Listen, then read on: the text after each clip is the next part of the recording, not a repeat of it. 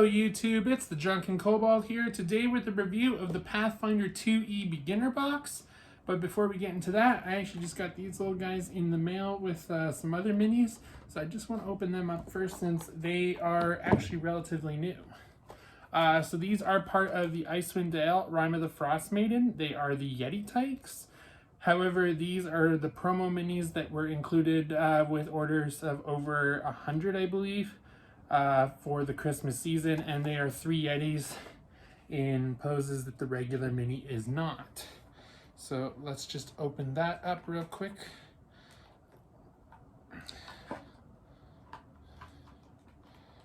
There we go. So these guys are actually really cute. So this Yeti here is labeled Yeti Tyke 1, so they don't use the numbering that the Icewind Dale minis do. This little guy's holding a bone. Yeti Tyke 2 is holding a knucklehead trout.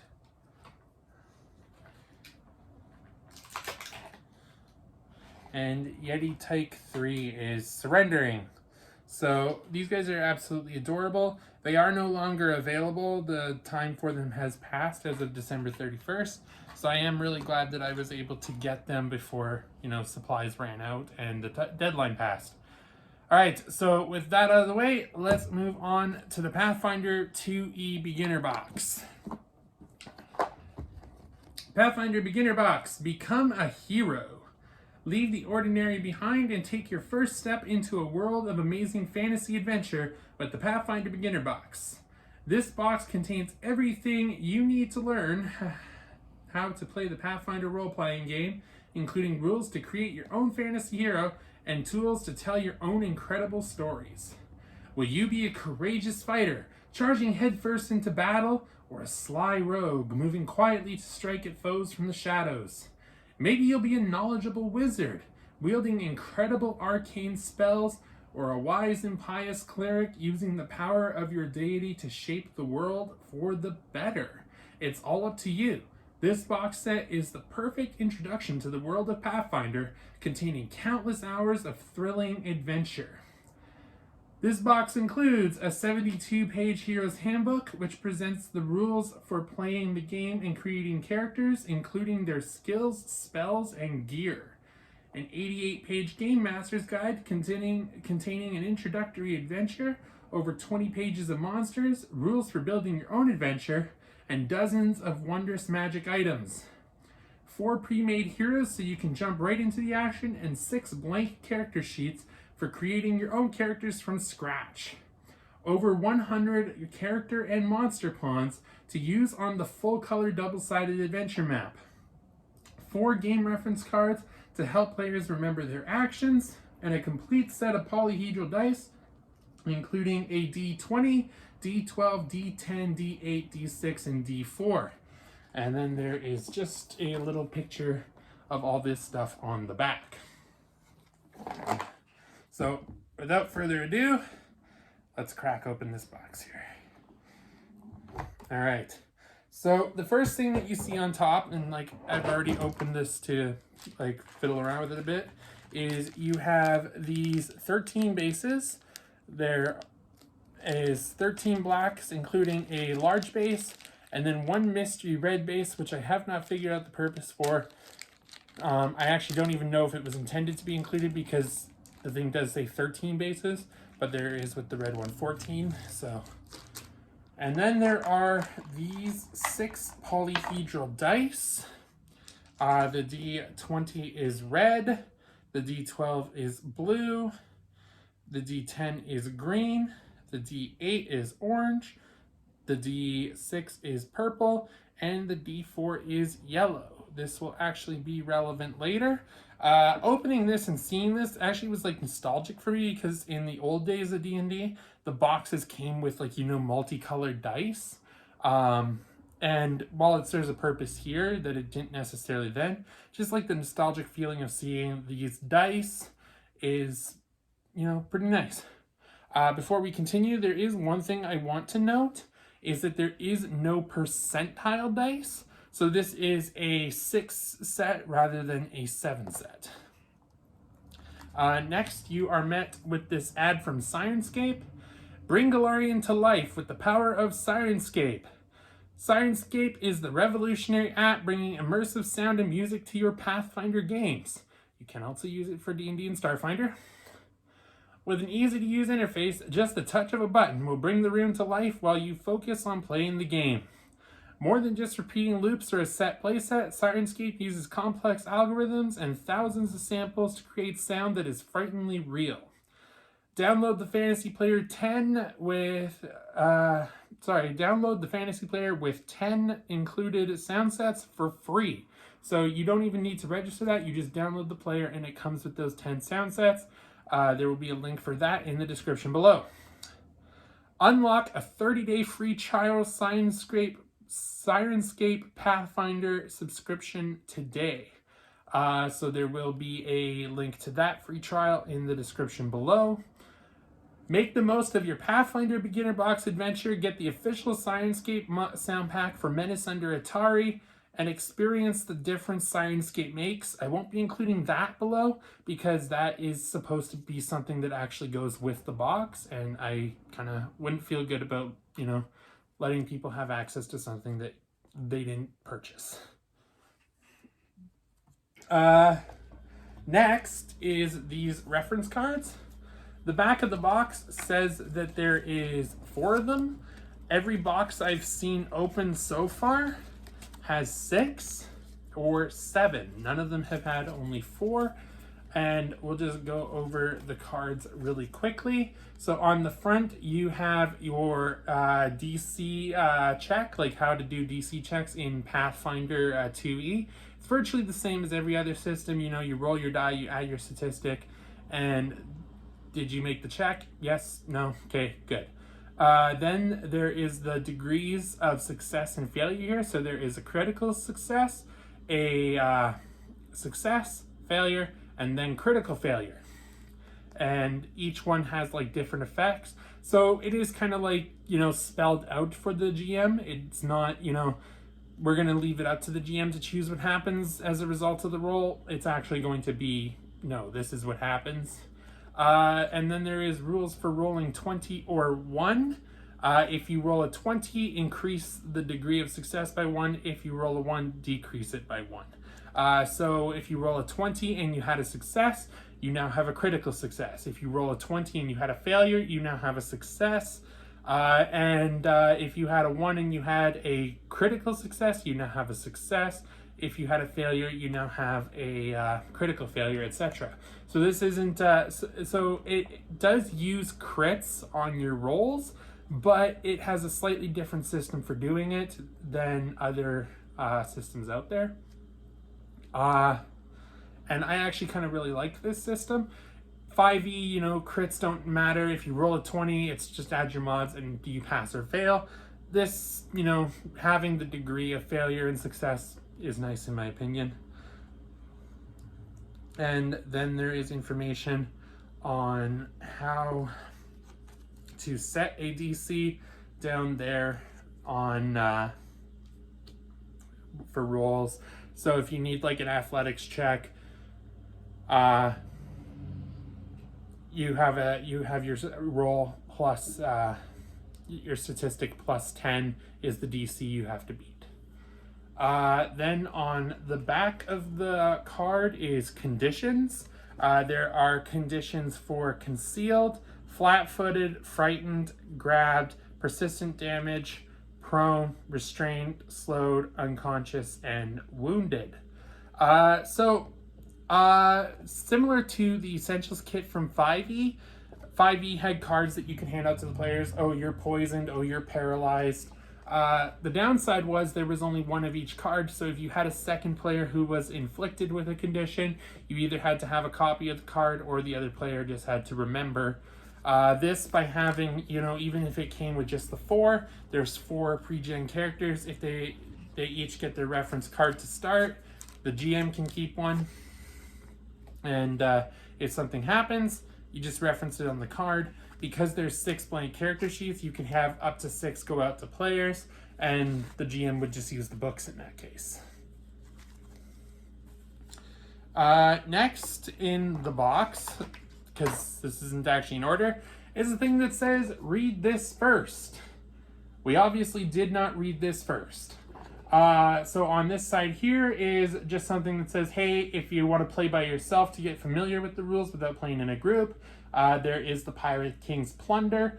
On this side here, if you have a group, it explains that you're going to need a Dungeon Master, that the 4 pre-gen characters are here, that there is the ability to make characters starting on page 12 of the Hero's Handbook, and then the role of the GM and the Menace under Otari in the GM's Guide. And then on the back, you have a image of everything that is in this box. And this is where it says that it has 13 bases, but it doesn't include the red one. So once again, not 100% sure about that. Next is the Hero's Handbook. And so the Hero's Handbook, as you can see, is a bound book. It's similar in cover to like the Adventure Pass, like, you know, it's flimsy, it's not a hardcover, but the pages inside, they're good quality. The cover's good quality. If you don't want to keep the box, this will just slide nicely on your shelf next to your other books. How does this stack up next to a core rulebook? So the core rulebook has all of your ancestries, all of your classes, and your backgrounds. This one has 3 ancestries: human, elf, and dwarf. It has 9 backgrounds, or is it 7 backgrounds? Let me double check on that one. 7 backgrounds, sorry. And then it has the 4 classes: wizard, cleric, fighter, and rogue, so that you can play the pre-gen characters. The book will take you to level 3 worth of content for each of those. After that, you will need the core rulebook. Other than that, this is presented just like the core rulebook. Everything in here is easy to find. I actually like that they did a better table of contents for the Player's Handbook, and that's actually going to be mentioned in my upcoming flaws of Pathfinder 2e video, is that things aren't actually easy to find in the core rulebook, as I initially stated, but that's another video. So in here you have your solo adventure right away, Pirate King's Plunder. You have examples of play, you have your characters, you have your skills, you have playing the game, leveling up, and your index. Like I said, this will take you to level 3. It is pretty bare bones. The core rulebook obviously intended to be the meat and potatoes. Next, you have the Beginner Box Game Master's Guide. This also nice durable cover, bound book, nice pages, and on the inside of the book here, as shown, we have the map needed to run Menace under Otari, and you have in your table of contents, you have your adventure, rules for game mastering, building adventures, and we'll actually get into why you would use this to build adventures, environments, magic items, creatures, and actually information on Otari that can be used in the upcoming module, Trouble in Otari. So why does this actually have rules for building your own adventure if the beginner box only takes you to level 3? The adventure that is included in here only takes you to level 2. It does not finish leveling you to 3, and you can't get, experience in level 3 using this adventure, so that when you get the core rulebook, you can level to level 4. So after this adventure, you are going to need to build a little bit of adventure of your own to be able to get the characters to level 3. One interesting flaw that I'd like to note about this is most beginner boxes and starter sets take you to level 5, and have enough content for 5th level. If you do end up like finishing at 4th, you can, you know, get up to 5th level. So level wise, this is a little lacking. The other thing I want to note is that the core rulebook has all of these rules in it as one book. It probably could have been done that this was just one book as well. You'd still have to share it with your players, and, you know, having, you know, here's handbook to just go around the players and possibly the GM, and the book here to just stay with the GM, kind of helpful, but it is what it is. I personally would have preferred to see one book similar to the core rulebook. I know a lot of people have said that the core rulebook for 2E should actually be 2 books, so it depends on which camp you're in for there, how you would prefer this to be laid out. And then on the back, there are some basic rules and how to play on grids, which we will actually get into now. So on this map, each starter set comes with a fold-out unfolding flip mat. It is double-sided, so you can see that side and that side. The detail on this is great. Flip mats usually retail from $14 to $20. So having this in the box as part of your $40 MSRP is actually pretty good in my opinion, because then you have to look at this as having a $25 value instead of, you know, all of this as a $40 value. And we could get into like a whole, you know, discussion about whether or not flip mats are worth their value, but that is a discussion for another video. One thing I do want to note about the flip mats is they, like always, have had the flaw that when unfolded, they do not sit flat on the table by any circumstances, and pawns are really lightweight, so they usually aren't enough to level it out. Miniatures, they could do the job, but once again, lots of minis required, and once you fold it up, next time you lay it out, same problem. So that is just something that I wanted to point out there. Next, we have these pre-gen characters. So the pre-gen characters are Valeros, Marisil, Ezrin, and Kyra. The 4 of these have kind of become like the flagship characters of Pathfinder, so it is kind of cool to see them return. If you open your folio, you will see your character sheet on this side, already all filled out for level 1. It has a breakdown of your character sheet, and then it has your spells. One thing about these is there is not enough room on here to actually even level them up to level 2, and they aren't pre-leveled in, like, you know, multicolor, so that you can say, oh, this is my level 1 ability, my level 2 ability, and all of that jazz.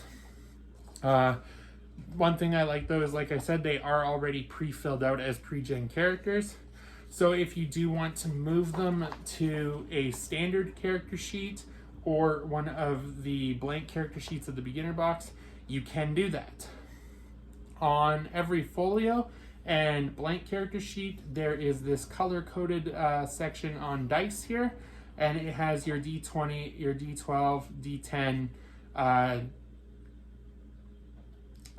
D6, and D4.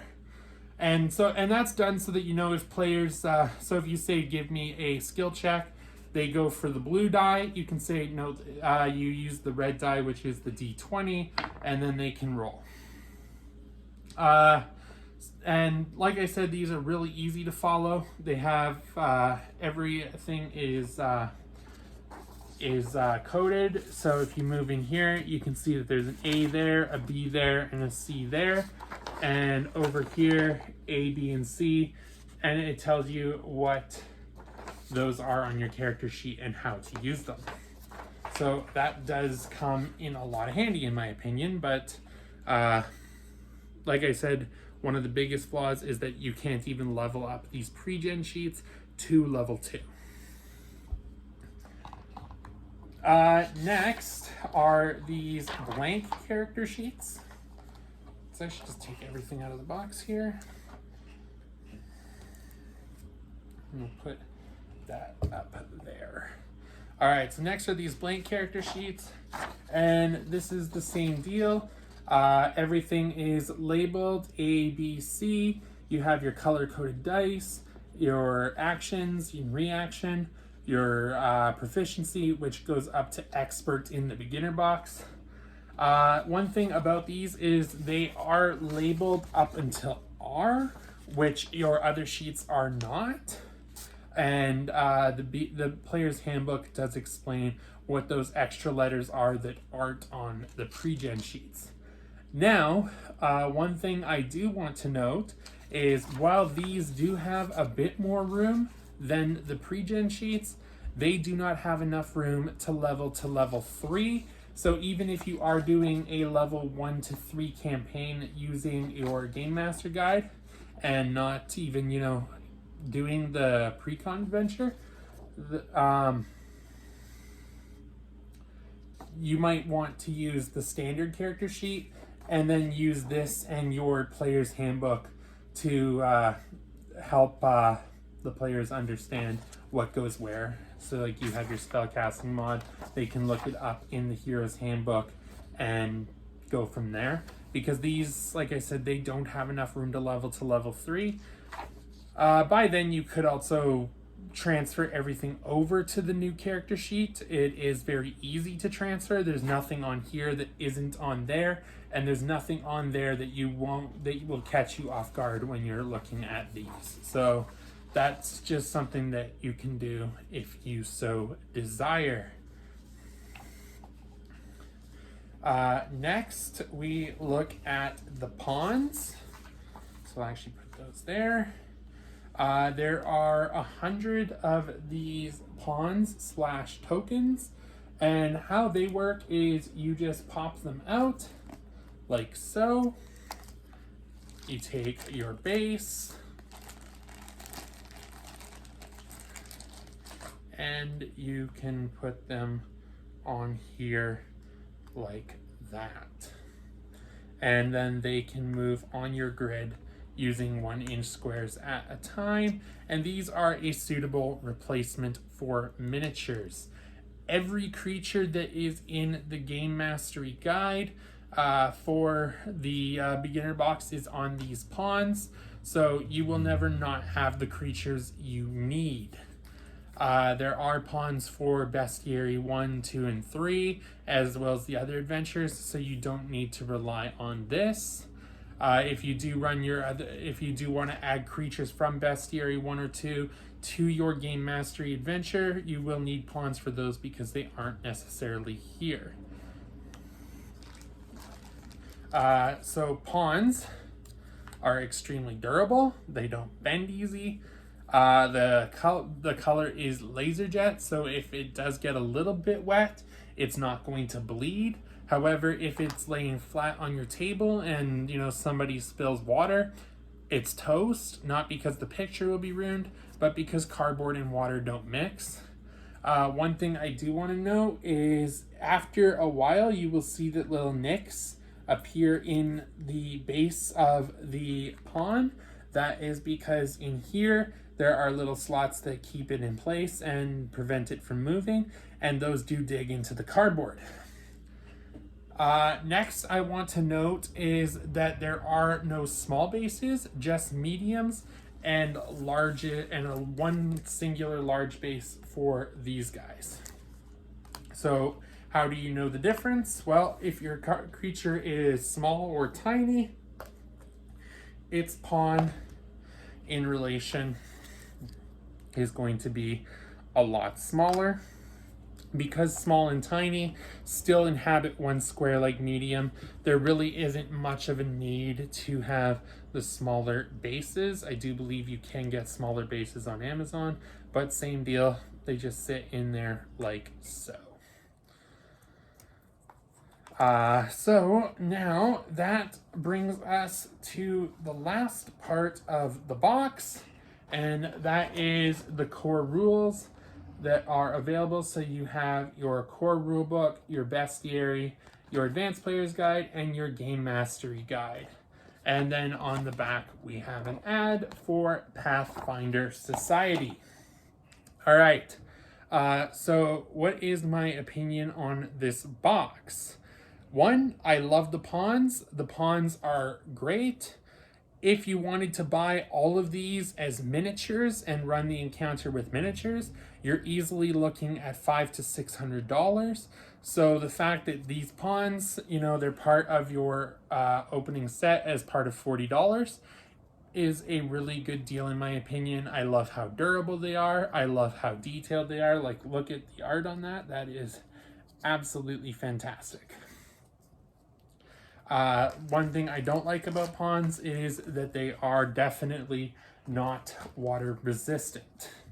So there is that to note. What do I think about the character sheets? Including the pre-gen characters, I think I love how it's laid out. It's intuitive. It's easy for players to understand. Pathfinder 2e is already a little bit more complex than I may have led on in earlier videos. So I do love that with the beginner box, they kept it clean, they kept it simple. The one thing I don't like about these is, like I said, there is not enough room in the pre-gens to level 2, and not enough room on the blank sheets to level 3. Overall, like I said, the character sheets are great. The flip mat, I never have any complaints about flip mats. Flip mats are great. They're durable. You can use dry erase marker on them. You can use your tokens on them. You can even use actual miniatures on them. They do include 1-inch squares. Everything here is absolutely perfect for RPGs.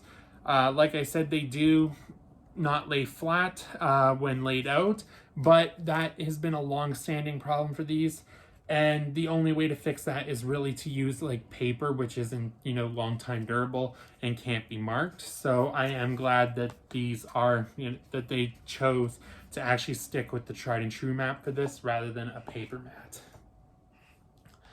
The books are fantastic quality. I do love that you can put them on your shelf without needing the box. The spines here have the titles, and they will just sit there on your shelf ready to be used, and you don't even need to keep the box there. One thing I don't like is that the adventure does not take you to level 3, even though the handbook does go to level 3. If you're going to make your finishing level 3 for your book, at least have your adventure go to level 3. Your essentials kit had level 1 to 5 rules, and it had rules to take you to level. Your adventure was level 1 to 5. Your rules were level 1 to 5. Starter set, level 5 rules, level 5 adventure. The original Pathfinder box, I think, was also a level 3 adventure like this, but it had rules to level 3. Everything was synonymous, whereas here you do have to do a little bit work as the game master if you want to actually, get the most out of the product. And that is a little bit of a downside for me. The condition cards are great. I love that every box has had extra. These are also durable. They are compatible with dry erase markers. You can put your tokens on here to show that you've taken each action and your reaction. So overall, these are great. I love that there's extras. And overall, this is a really intuitive design. You have your conditions on the back, and you have your turn action on the front. So I actually really like these. Nothing to say about that. The Sirenscape, I actually haven't had a chance to check out yet, but I will be doing that soon. And now the dice. Oh, bases can go back in here too. Bases, nothing to say about them, they're bases. Dice. One thing I love, and this isn't just nostalgia, is that the dice are color-coded, as I have mentioned before and shown on the sheets. Some people might not like that they're color-coded. Some prefer, one set of one color and that's it. But I do like that, if a player's going for their D12 and they roll it, you can see by that it's the wrong color and be like, no, sorry, wrong die. You use this one. Or you use this one. One thing I don't like is that there is no percentile die. I don't believe Pathfinder 2e actually has any percentile rules right now, but the percentile die has been a long-standing staple of the RPG genre, so not including it just kind of feels off. Some people might look at this and wonder why there is only 6 dice. The rules only take you to level 3, so you're never really in a position where you will need multiple dice, especially not like, multiple d6 where, you're like rolling 4, for instance, like the Essentials kit. Could it have used a full 7 set? Yes. Could it have included 3 more d6 to be a 9 set? Yes. Could it have been a full 10 or 11 set? Yes. But does it also do what it needs to? Are they good quality dice? Yes. So overall, I can't really fault the dice too much for this. The biggest flaw, like I said, is the missing percentile, but I am sure I will get over it. So what is my opinion on the box total? I think this is an 8 out of 10 product. I do love how simple it is, how easy it is for new players to use. I do love that they actually, improved on the rulebooks over the core rulebook, having like a proper table of contents rather than just, generic headings. But the biggest flaws for me that knocked this down to an 8 are the character sheets not having actually room to level up and requiring you to use the standard character sheet to get the most out of this product. That is the biggest issue for me. And like I said, the other issue for me is that the adventure included does also not make the full use of the product. You actually have to improvise as a GM to make the full use of your product. Do you agree with my assessment? Let me know in the comments down below. If you feel I deserve it, please leave a like and consider subscribing. In the meantime, cheers and may the rolls be with you.